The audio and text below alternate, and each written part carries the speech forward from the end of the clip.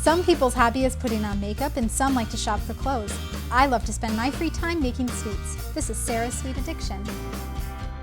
Hey everyone, welcome to Sara's Sweet Addiction. Today we're going to be making Baklava Monster Fingers. Let's make something sweet. For the full list of ingredients, tools, and tips, see the link for my blog in the description box down below. For the first step of our baklava, we're going to be making our simple syrup. To make the simple syrup, you're just going to take honey, sugar, water, orange blossom water, and a pinch of cinnamon and add them to a pot. Then you're going to put it on the stove and heat it until the sugar dissolves. You'll be heating it at medium heat. While our simple syrup is cooling, we're going to prep the ingredients that we need to assemble our fingers. The first step is the phyllo dough. Typically, phyllo dough comes in the grocery store in the freezer section, so you're going to want to pull out your phyllo dough from the freezer 30 minutes before you're going to make this so that it can come to room temperature. Once you take it out of the package, you're going to want to cover it with a damp paper towel so that the phyllo dough doesn't dry out because it dries out really quickly. Next, we're going to move to the nut mixture, which we're going to put inside the baklava. To do that, I'm going to take some pistachios. You can use any kind of nut really that you want. Typically, baklava is made with pistachios, walnuts, or pine nuts. I'm going to add a little bit of sugar to that, and I'm also going to add about a teaspoon of orange blossom water. When you're looking for orange blossom water in the grocery store, you can check the ethnic food aisle.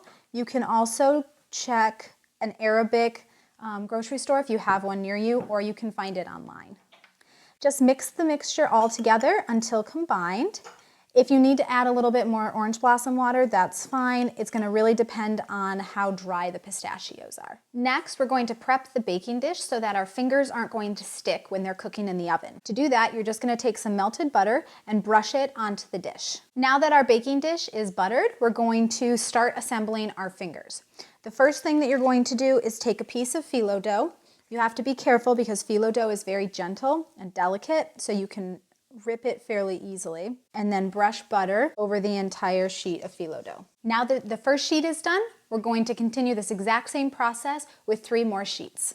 Now that we have all of the sheets covered with butter, we're going to put a little bit of our nut mixture on the inside and start to roll our phyllo dough. You're just going to take a couple spoonfuls of the pistachio mixture and lay it right on top of the dough, spread it out all along the top, and now you're going to roll it up tight like a finger. You want it to roll to about 3/4 of an inch in width, and then you're going to use your knife and cut the dough. On my phyllo dough, it's about half of the sheet. So now that I have it to the size that I want, I'm just going to take my knife, slice the dough, and then I want it to be about the length of a finger.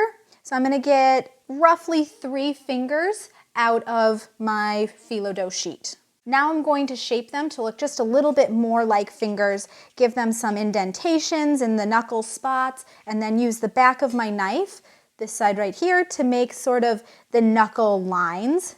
They're not going to be very sharp, but that's okay because this is a monster finger. It doesn't have to be perfect. Now that I have them shaped the way I want them, I'm just going to put them in my dish and continue making all of my fingers. The last step before we go and put them in the oven is that we're going to brush all of the fingers with some butter. This will help our fingers brown in the oven and give just a nice buttery flavor to all of our dough.